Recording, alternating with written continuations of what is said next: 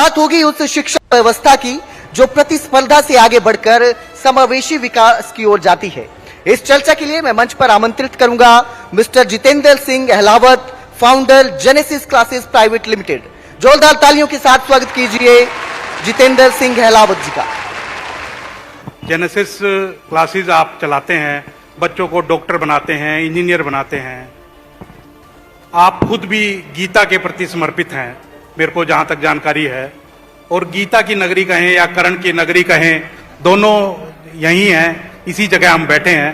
वहां कितना इसके अंदर, क्योंकि बच्चे तो आते हैं, बच्चे अपने आप सेलेक्ट करके आते हैं कि हमें डॉक्टर बनना है, हमें इंजीनियर बनना है, लेकिन आप कैसे सेलेक्ट करते हैं कि उनके अंदर केवल पैशन है या स्किल भी है डॉक्टर या इंजीनियर बनने की?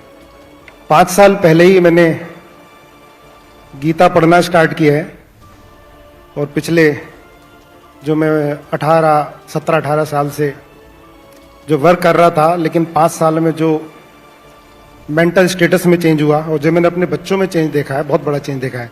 देखिए, कोई भी नहीं बता सकता कि कोई सेलेक्ट नहीं कर सकता, कोई बता नहीं सकता कि कौन डॉक्टर बनेगा, कौन इंजीनियर बनेगा। लेकिन मेरे हिसाब से जो गीता की बात थी, जो गीता मैं आज भी मैं बच्चों को पढ़ा के आया हूं कि हमें कर्म करना चाहिए, बाकी भगवान के ऊपर छोड़ दो। एक टास्क मिलते हैं, मैं पहले बता रहा था कि टास्क मिलते हैं, ईश्वर टास्क देते हैं। जैसे माँ बाप टास्क देते हैं कि भाई बच्चे को ये पढ़ना है, तो वो कर्म करना चाहिए, फल में लिप्त नहीं होना चाहिए। आज डॉक्टर इंजीनियर बनने से पहले ना सर, अच्छा इंसान बच्चा बने पहले। मेरा क्वेश्चन वही था, मैम से भी वही था क्वेश्चन कि मोरल वैल्यूज कितनी डालते हैं सर? जैसे अभी बात हो रही थी एआई की, इससे पहले जो पैनल डिस्कशन चल रहा था कि एआई आएगा तो जॉब खा जाएगा, तो अभी मेरा डिस्कशन चल रहा था, अमेरिका में कुछ हमारे स्टूडेंट हैं, तो वो टीचर को रिप्लेसमेंट की बात कर रहे थे कि एआई आएगा तो टीचर को रिप्लेस कर देगा। ऐसा कुछ नहीं होने वाला। एआई इमोशन कहां से लाएगा? इमोशन तो हमारे अंदर ही है ना। आपके बारे में जो हमें जानकारी मिली कि आपने अपनी एजुकेशन की, उसके बाद कहीं काम कर रहे थे, वो छोड़ा, और फिर उसके बाद आपने सोचा कि किस तरह से बच्चों को आगे बढ़ाया जाए, और उसके लिए करनाल को भी चुना। करनाल में बच्चों को अब कोई मेडिकल में ले जाकर के डॉक्टर बनाना है या इंजीनियर बनाना है, किस तरह से काम कर रहे हैं? सर, मेरी कोई औकात नहीं है कि मैं करनाल को चुनूंगा। ये सब ईश्वर की इच्छा है, हम एक निमित्त मात्र हैं। क्योंकि आप गीता में सबसे ज्यादा विश्वास रखते हैं। सर, हम एक निमित्त मात्र हैं। मैं मैडम की बात को आगे बढ़ाऊंगा। टीचर, महान आचार्य ने बोला था, चाणक्य जी ने, कि टीचर अगर सही है, अगर टीचर सही है तो देश का उत्थान कर सकता है। अगर टीचर खराब है, टीचर बर्बाद है, तो अपने स्टूडेंट के थ्रू देश को बर्बाद भी कर सकता है। तो मैं आपके चैनल के थ्रू आह्वान करूंगा करनाल वासियों से। मुझे सौभाग्य प्राप्त हुआ, मैं अभी केडीबी का मेंबर बनाऊं, तो मैं कुछ तीर्थों में गया और मुझे पता नहीं था पहले कि इतनी पवित्र धरती है। करनाल में 40 तीर्थ आते हैं और हमारी सनातन संस्कृति इतनी साइंटिफिक है। मैं आपसे ही पूछूंगा कि जो सबसे बड़े दानी हुए हैं वो कौन है? कर्ण। तो कर्ण बोलते हैं, लेकिन अभी मैं एक तीर्थ में गया और मुझे बताया कि सबसे बड़े दानी है ऋषि दधीची, जिन्होंने जीते जी पूरा अपना अपनी शरीर दान कर हड्डियां दान कर दी थी। तो ये तीर्थ हमारा निसिंग में है।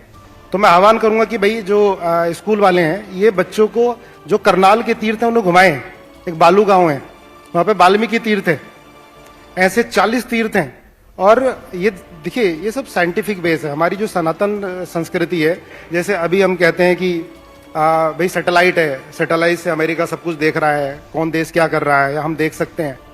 अरे संजय को दिव्य दृष्टि जो दी थी, वो किसने दी थी? हमारे ऋषियों ने दी थी। वो एक तरह सैटेलाइट तो थी। बिल्कुल, सैटेलाइट टीवी तभी आ गया था। आज लाइव देख रहे हैं, उस समय, उससे पहले आ गया था। टेस्ट ट्यूब बेबी उससे पहले आ गया था। बताया था कि घड़े से 100 पुत्र जन्मे। तो हमारी सनातन संस्कृति बहुत आगे है। और मैं एक चीज आह्वान और करूंगा, देखिए, जो स्कूल है ना, ये धंधा नहीं है, कारोबार नहीं है, ये है सेवा। बिल्कुल, मैं इस क्वेश्चन पे ही आने वाला था और यही मैं आपसे पूछने वाला था कि आज जो स्कूल हैं वो इस दौड़ के अंदर लग गए हैं कि किसकी फीस ज्यादा हो, किसकी फीस ज्यादा होगी तो उसका नाम होगा स्कूल का। क्या ऐसा है? और बच्चे आज, दूसरा इसके साथ एक एडिशन करता हूं कि जो छोटे छोटे बच्चे हैं वो मोबाइल के प्रति ज्यादा आकर्षित हो रहे हैं और पेरेंट्स भी, जिस तरह से पहले सेशन में भी हमने देखा कि पेरेंट्स भी अपने कामकाज से छुटकारा पाने के लिए कि ठीक है, एक मम्मी कहती है कि हाँ बच्चा अगर मोबाइल में लगा रहेगा तो मैं अपना काम करती रहूंगी, तो कितना वो उनको बिगाड़ रहे हैं या ठीक दिशा में जा रहे हैं? सर ये तो ना सत्यानाश कर दिया है मोबाइल ने बच्चों का। मैं डेली देखता हूँ पेरेंट्स आते हैं कि भाई हमसे नहीं संभल रहा, आप ही संभालो। और इसमें कहीं ना कहीं गलती ना पेरेंट्स की भी है। बच्चों को तो बोल रहे हैं भाई तू मत दे, पर खुद तो लगे हुए हैं। आज मोबाइल में बहुत खराब कंटेंट है। स्कूल में तो एजुकेट करना चाहिए कि मोबाइल का यूटिलाइज कैसे करना है। एक अलग ही लेवल जो आ गया है। तो मैं तो आह्वान ये करूंगा कि भाई बच्चों को घर पे गीता रामायण ये कराई जाए। देखिए लॉर्ड मैकाले ने एक बात कही थी कि जो मैं अपनी एजुकेशन दे रहा हूं ना भारत में, अब वो जो एजुकेशन थी ना वो इंग्लैंड की झुग्गी झोपड़ी वाली एजुकेशन थी जो हम लोगों को मिल रही थी, कि 150 साल बाद 3 बहुत बड़े चेंजेस होंगे। एक सबसे बड़ा जो चेंज होगा कि घर में वेद पुराण गीता रखे होंगे पर पढ़ेगा कोई नहीं, आज ऐसा हो गया है। दूसरा, जो हमारी भाषा है, जो मातृभाषा है, उसको बोलने के लिए दूसरी भाषा का यूज करना पड़ेगा। मैं भी जैसे यूज बोला करना पड़ेगा, हम कर ही नहीं पाएंगे, अपनी मातृभाषा बोल नहीं पाएंगे। तीसरा, अपना जो परिधान है उसको पहनने में शर्म आएगी। मैं भी आज वो इंग्लिश पहने बैठा हूं, हमारे विधायक जी हैं वो अपना परिधान पहन के आए हुए हैं। तो ये 3 चेंजेस होंगे और वो हुए, बर्बादी हुई। तो मैं तो यही आह्वान करूंगा दोबारा से हमारी उसी तरह की वही पद्धति आए। एक विषय और आता है निकल करके कि साइबर सिक्योरिटी का। आजकल जिस तरह से साइबर अटैक हो रहे हैं, आपके पास बड़े बच्चे आते हैं, किस तरह से उनको डॉक्टर इंजीनियर तो बना रहे हैं आप, लेकिन उसके साथ साथ इससे भी अवेयर कुछ करा जा रहा है? बिल्कुल, एक तो साइबर अटैक होते हैं, एक साइबर सिक्योरिटी होती है। जी, जी। अगर हम बच्चों में इनकलकेट करेंगे शुरू से ही अध्यात्म, अच्छी बातें, गीता, तो हमारे बच्चे साइबर सिक्योरिटी की तरफ जाएंगे। जैसे पहले डिस्कशन में मैडम ने पूछा था, मैडम ने बताया था कि भाई बच्चों को पहले वो अपने आप बन जाएंगे जो बनना होगा, लेकिन हम स्टार्टिंग से ही अच्छी चीजें इनकलकेट करें, वो सबसे ज्यादा जरूरी है। अब जैसे हमारी बात आती है, भगवान के आशीर्वाद से ये कर्ण नगरी है, यहाँ पे बहुत सारे दानवीर हैं, तो हमें कुछ 2-3 स्कूल एक तरह से दान में मिले। करनाल इंटरनेशनल स्कूल जो 28 एकड़ का कैंपस है, द जेनेसिस स्कूल, और एक हमने बालिकाओं का स्कूल बनाया है। आज के जो हमारे चीफ गेस्ट हैं परम पूजनीय महाराज स्वामी ज्ञानंद जी, उनके कर कमलों से ही उसका उद्घाटन हुआ। उनकी प्रेरणा से हम लोगों ने 18 श्लोक बच्चों को कंठस्थ कराए। अगर ये चीजें बच्चों के दिमाग में आती जाएंगी तो हमारा बच्चा ना सिक्योरिटी की तरफ जाएगा, अटैक की तरफ नहीं जाएगा। अगर पहले से ही स्कूलों में ये एजुकेशन हो जाएगी, और जैसे मैंने पहले भी कहा है कि हमारे वेदों में, हमारे गीता और जो भी पुराण है उनमें बहुत कुछ है। बिल्कुल, आपका हर चीज का सॉल्यूशन गीता है। सर मेरी बात गीता से स्टार्ट होगी और गीता पे ही खत्म होगी। मुझे गीता से बहुत कुछ मिला है। गीता हर चीज का सॉल्यूशन है, हर चीज और का आज solution है। साइंस ने भी माना है इस चीज को।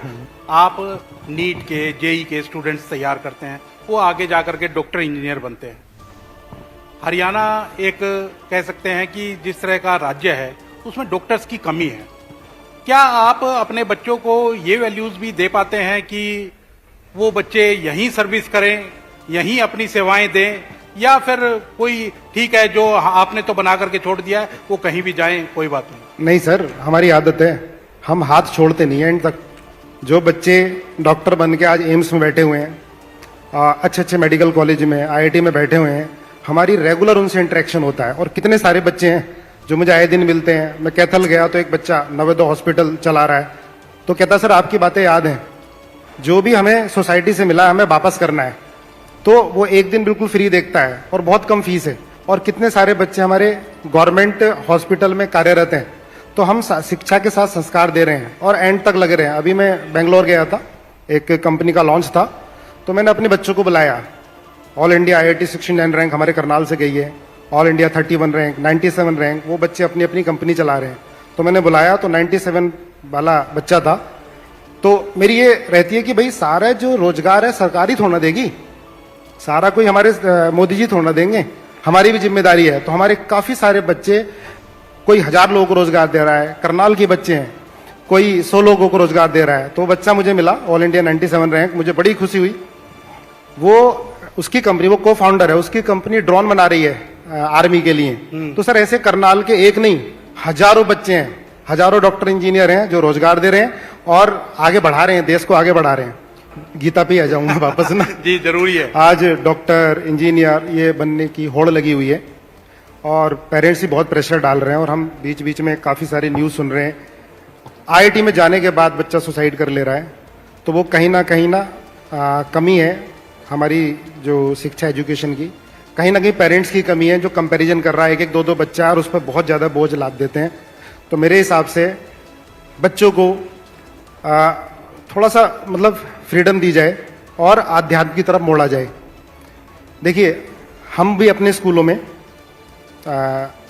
कोशिश पूरी तरह से कर रहे हैं कि हम न्यू टेक्नोलॉजी भी दें। आज हमारे स्कूलों में एआई की क्लासेस चल रही हैं, जैसे पहले बात हो रही थी कि एआई चल रही है, पर साथ में अध्यात्म भी चल रहा है, साथ में गीता भी चल रही जो है। लबो लबाव है कि बच्चों को अध्यात्म की तरफ जोड़ेंगे तो कहीं ना कहीं अपने आप जो बच्चे हैं वो जीनियस सर अध्यात्म ना डर खत्म करता है, बिल्कुल असफलता का डर खत्म करता है अध्यात्म।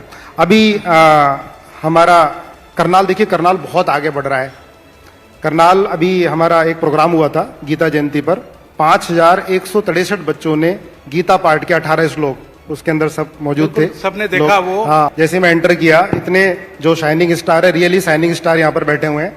एक राजकुमार जी बैठे हुए हैं जो ऐसे लोगों की सेवा करते हैं, उनको प्रभु बोलते हैं, जिनको हम नॉर्मल लोग देख भी नहीं सकते। तो यहाँ पर लगभग 10-15 हजार लोग बैठे हैं, क्योंकि एक एक बंदा एक एक हजार के बराबर है। तो उसके लिए बहुत बहुत धन्यवाद।